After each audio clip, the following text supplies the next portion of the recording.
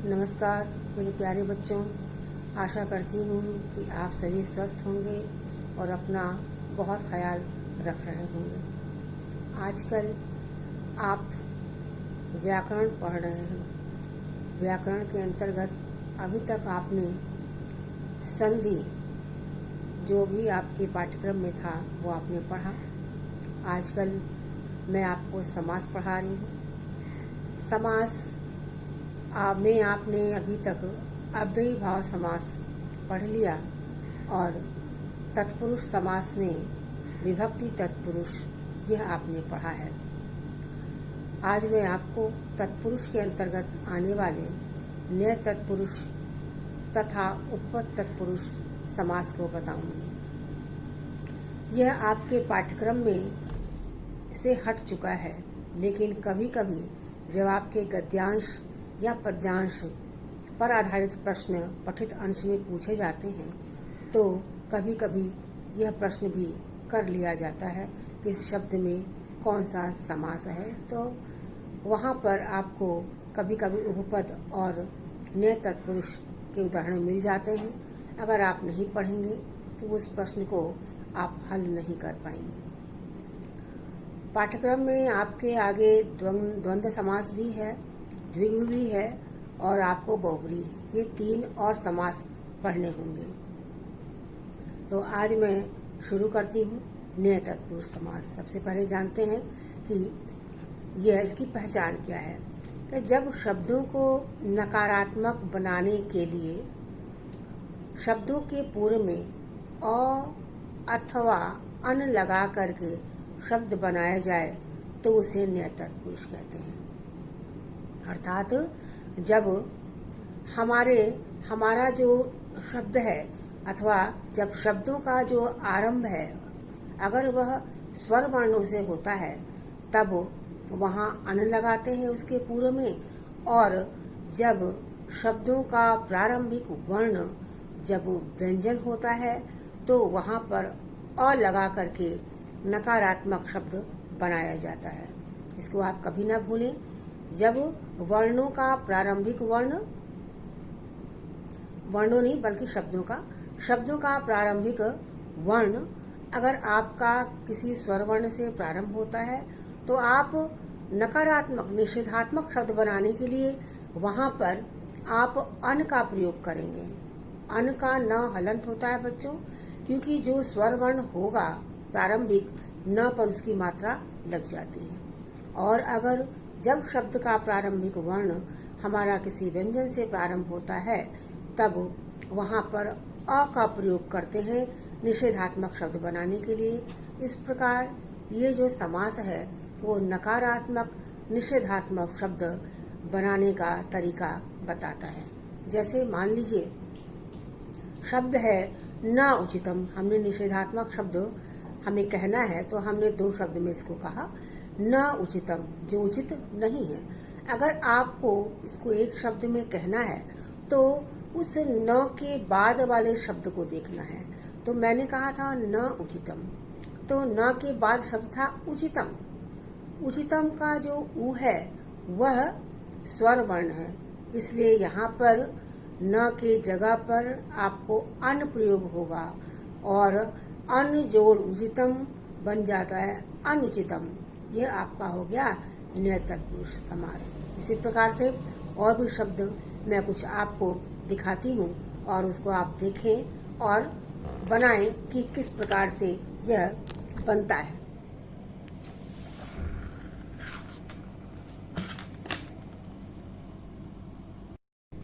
बच्चों शब्द देखें। शब्द है ना उपयुक्तः। उ आपका स्वर वर्ण, इसलिए ना की जगह पर यहाँ भी अन लगेगा। क्या बनेगा? अनुपयुक्त। अगला शब्द है न हिंसा। यहाँ पर न के पश्चात जो वर्ण है वह है ह, जो कि व्यंजन वर्ण है, इसलिए यहाँ पर न की जगह पे आ लगेगा, बनेगा अहिंसा। अगला है न अन्याह। न अन्याह, फिर न के पश्चात अन्याह का अ स्वर वर्ण है, इसलिए यहाँ पर न की जगह पे अन लगेगा, बन जाएगा अनन्या। फिर है न अंताह। फिर न के पश्चात वाला जो वर्ण है वह स्वर वर्ण, तो न की जगह पे अनंता। ये आपके लेसन का भी है शब्द। न उपयोगी, फिर उ आपका स्वर वर्ण, तो न की जगह पे अनुपयोगी। फिर है न ज्ञानी, ज्ञानी ज्ञ शब्द है जो आपका व्यंजन वर्ण है। अज्ञानी ये शब्द आपका बना। आगे और देखें, न विवेक, वह आपका व्यंजन वर्ण अविवेक। न अंतम अनंतम, न उत्सव अनुत्सव, न धर्म अधर्म। इस प्रकार आप न के जगह पे आ और अन का प्रयोग करके निषेधात्मक शब्द बनाते हैं नए तत्पुरुष समास से। तो बच्चों, आशा करती हूँ ये नए तत्पुरुष आपको अच्छी प्रकार से समझ में आ गया होगा।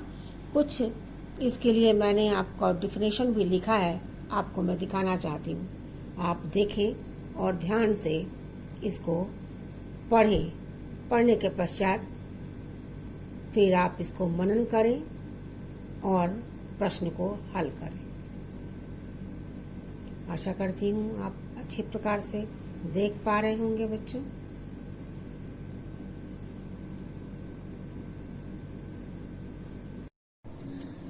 अगले समास के विषय में जानते हैं।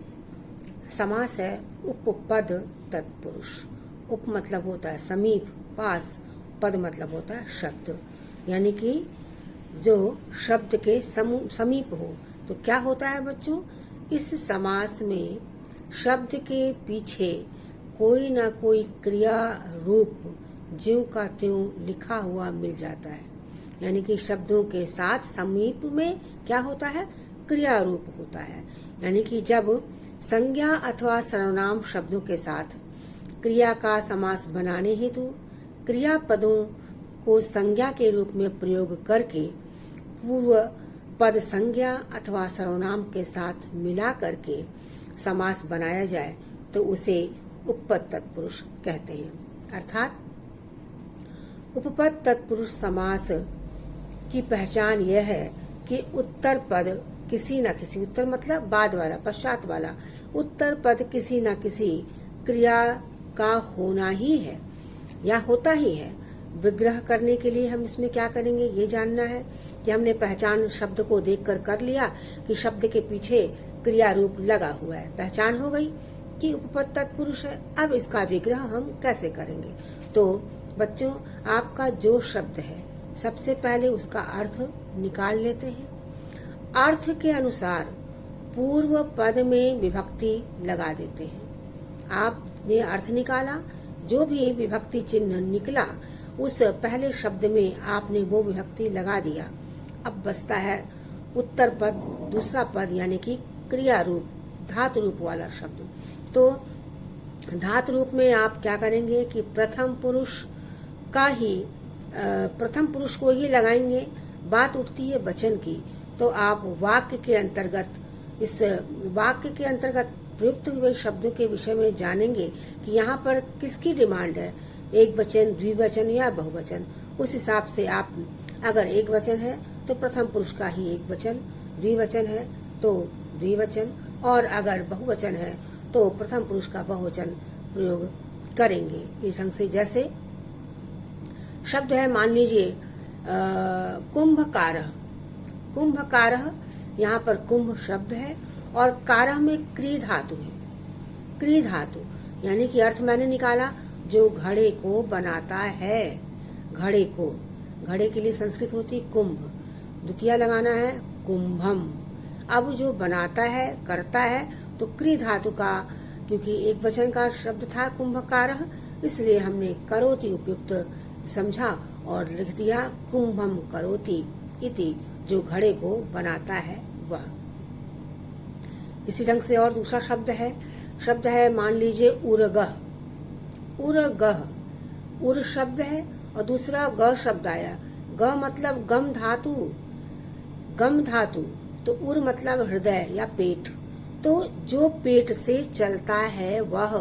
अब आपने अर्थ निकाला, तो आपने पहले शब्द में विभक्ति चिन्ह से के द्वारा पाया, यानी कि उर शब्द में हमें तृतीय विभक्ति का प्रयोग करना है। तो उर का शब्द रूप उरस मूल शब्द होता है और तृतीय विभक्ति में इसका रूप होता है उर्सा।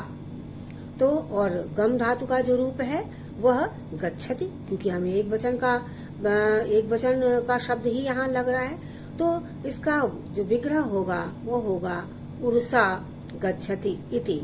इसी प्रकार और भी शब्द है, मान लीजिए धनदः है, तो जो धन को देता है वह, तो धनम ददाति इति।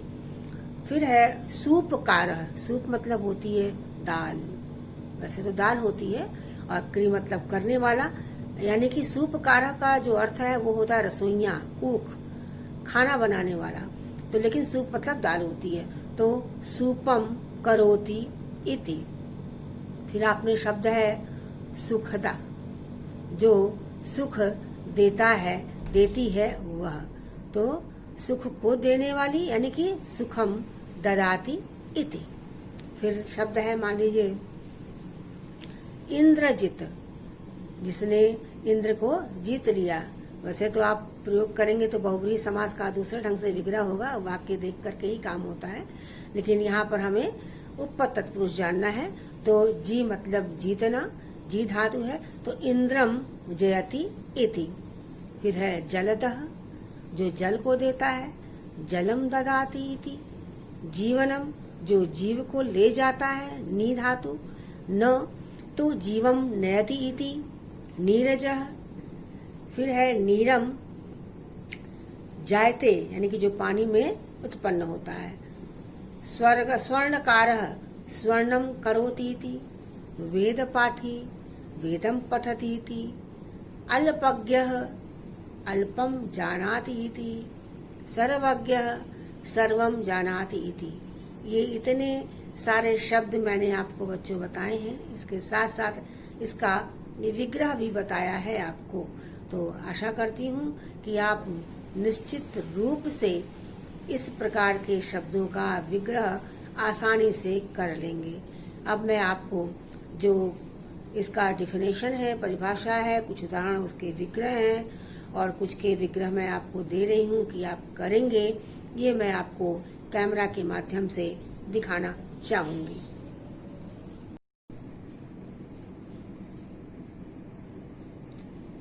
आप देख पा रहे होंगे बच्चों, डिफिनेशन मैंने लिख दिया है आप लोगों के लिए, ताकि आपको समझने में और आसानी हो।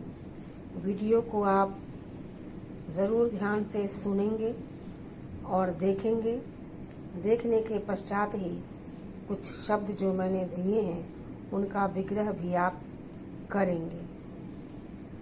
आशा करती हूँ आपको क्लियर दिख रहा होगा, आप निश्चित तौर से समझ रहे होंगे और इसका लाभ उठा रहे होंगे।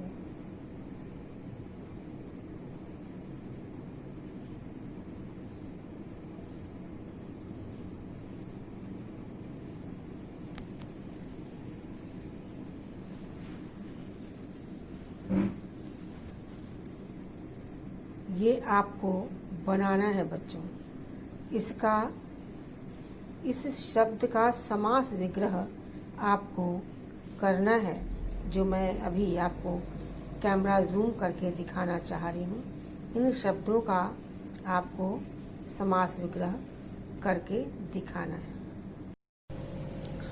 बच्चों, कैमरा के माध्यम से मैंने आपको भरपूर दिखाने का प्रयास किया है। निश्चित तौर से आप उसको देख चुके होंगे और अभ्यास कार्य मुझे करके वापस ज़रूर भेजेंगे, दिखाएंगे, ताकि मैं जांच कार्य कर सकूं कि आपने ठीक से बनाया है अथवा नहीं। आज की वीडियो में मैं केवल आपको 2 ही समास पढ़ाया है मैंने, नए और उपपद। आगे के क्लास में मैं अगला समास पढ़ाऊंगी। एक साथ ज़्यादा समास एक दिन पढ़ लेंगे तो मिक्सअप होने के ज़्यादा चांसेस आपको हो जाएंगे। इसलिए मैं चाहती हूँ कि आप जो भी ग्रामर वर्क है, व्याकरण कार्य है, वह एक वीडियो में केवल एक अंश ही पढ़ें तो ज़्यादा लाभकारी आपके लिए होगा। ज़्यादा बता देने से एक दिन में ही, तो वो आपको मिक्स हो जाने के चांसेस ज़्यादा हो जाते हैं। तो बच्चों ठीक है, और आप ध्यान से वीडियो देखेंगे, और अगर आपको कहीं भी कुछ डाउट होगा तो आप निश्चित तौर से मुझसे आप फ़ोन करके या व्हाट्सएप करके, आपकी जैसी इच्छा आप मुझसे ज़रूर शेयर करेंगे, पूछेंगे। धन्यवाद।